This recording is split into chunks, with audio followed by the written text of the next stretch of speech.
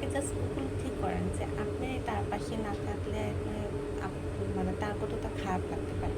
এটা তাকে বোঝানোর চেষ্টা করুন, কিন্তু তাই বলে তাকে যে আপনাকে আঘাত করতে হবে এমনটা না। আপনি যত আঘাত করবেন আপনার স্ত্রীর চোখে আপনি ছোট হচ্ছেন, আপনার সন্তানের চোখেও আপনি ছোট হবেন, কারণ আপনার সন্তান যখন দেখবে আপনি তার মাকে এভাবে মারধর করছেন, তার কাছে আপনি একটা খারাপ বাবা হিসেবে আপনি পরিচিতি লাভ করবেন। তো বলবো, দয়া করে স্ত্রীর গায়ে হাত তুলবেন না, সন্তানের গায়ে হাত তুলবেন না।